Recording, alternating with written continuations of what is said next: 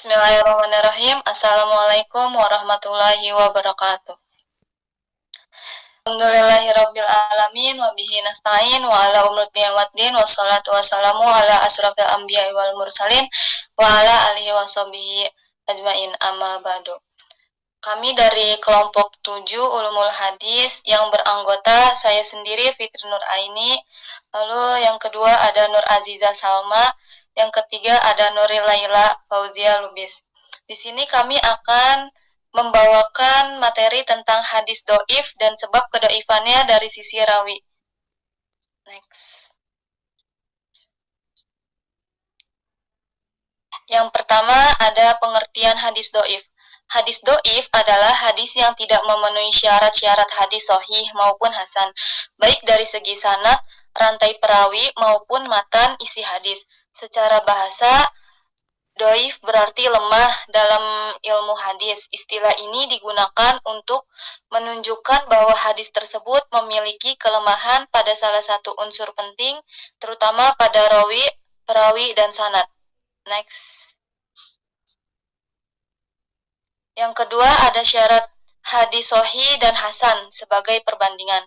Untuk memahami kenapa suatu hadis menjadi doif, kita perlu tahu syarat hadis sahih dan hasan, yaitu yang pertama sanadnya tersambung, ittisal al-sanad. Yang kedua perawi bersifat adil. Yang ketiga perawi memiliki daya ingat yang kuat.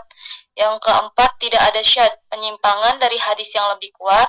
Yang kelima tidak ada ilah, cacat tersembunyi.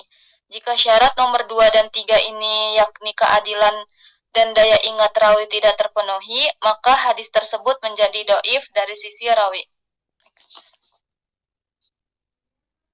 Sebab-sebab kedoifan hadis dari sisi rawi perawi. Yang A, ada rawi tidak memiliki sifat al-adah keadilan. Keadilan.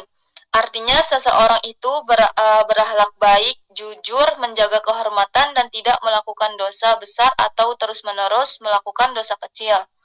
Kalau seorang rawi tidak adil, maka hadis yang diriwayatkannya menjadi doif.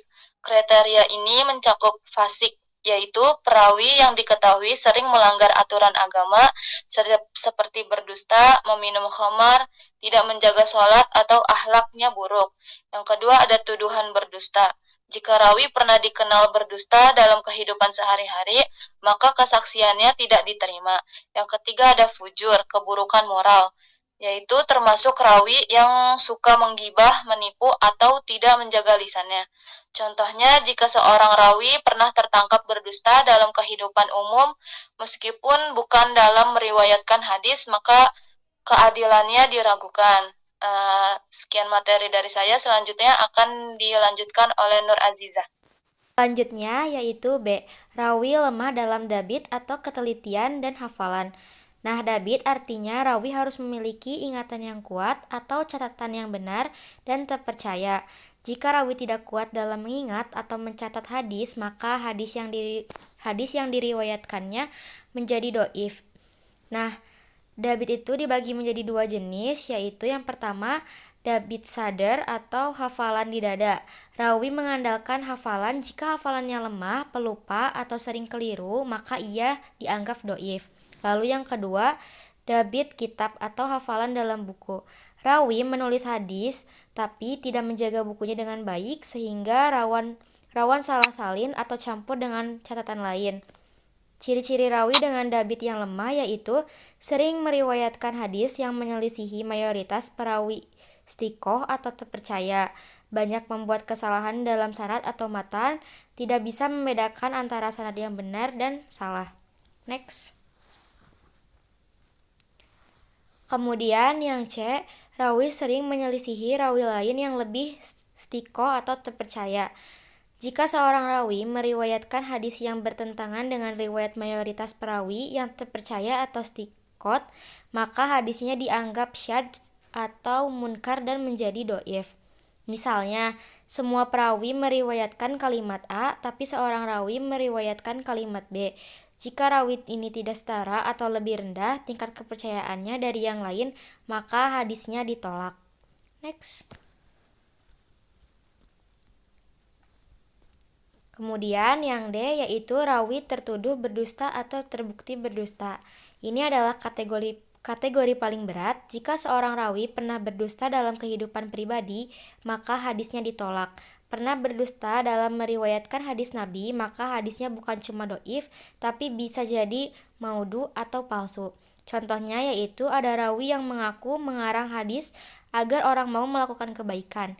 Ini tetap dianggap dusta atas nama Nabi dan sangat berbahaya. Sekian materi yang dapat saya sampaikan. Saya dilanjut Nuril. Yang selanjutnya, rawi tidak dikenal atau majhul. Majhul artinya rawi itu tidak diketahui keadaannya, baik dari sisi keadilan maupun kekuatan hafalan. Jenis-jenis majhul yang pertama ada majhul al-ain, yaitu rawi yang namanya diketahui tapi tidak ada ulama yang meriwayatkan dirinya atau menilai dirinya. Yang kedua majhul al-hal, yaitu rawi yang diriwayatkan oleh satu orang saja, tapi tidak ada komentar ulama tentang kredibilitasnya. Hadis dari perawi seperti ini tetap dianggap doif karena keadaannya tidak jelas. Yang terakhir, perawi bid'ah atau ahli bid'ah, yaitu jika seorang rawi melakukan bid'ah yang berat, misalnya mengkafirkan sahabat Nabi atau menyebarkan aliran ekstrim, maka hadisnya ditolak.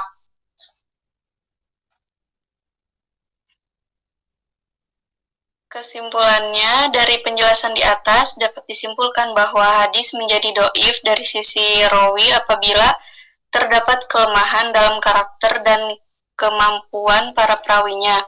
Rawi yang tidak memenuhi syarat keadilan seperti memiliki akhlak buruk, sering melakukan maksiat atau dikenal sebagai pendusta, menjadikan riwayat yang disampaikannya tidak bisa dipercaya. Selain itu, rawi yang memiliki kelemahan dalam hafalan atau pencatatan, seperti pelupa, sering keliru dalam meriwayatkan atau tidak menjaga catatan hadis dengan baik, juga menjadi penyebab utama kedoifan suatu hadis. Kedoifan juga muncul apabila seorang perawi menyelisihi riwayat mayoritas perawi terpercaya. Karena ini menunjukkan kelemahan dalam daya tangkap atau kemungkinan adanya kesalahan.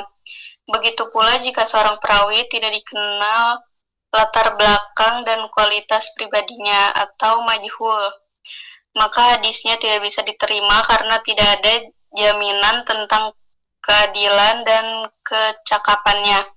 Terakhir, jika perawi merupakan pengikut ajaran bid'ah yang berat atau ekstrim, maka hadis yang diriwayatkan tidak bisa dipercaya, terutama jika berkaitan dengan ideologi atau keyakinannya. Dengan demikian, kualitas dan integritas para perawi menjadi faktor sangat penting dalam menentukan kekuatan atau kelemahan sebuah hadis. Ilmu hadis menaruh perhatian besar terhadap sisi ini agar umat Islam tidak mengambil ajaran dari sumber yang tidak bisa dipertanggungjawabkan secara ilmiah maupun agama.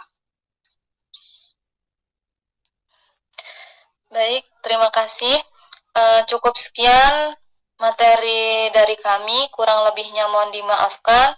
Wassalamualaikum warahmatullahi wabarakatuh.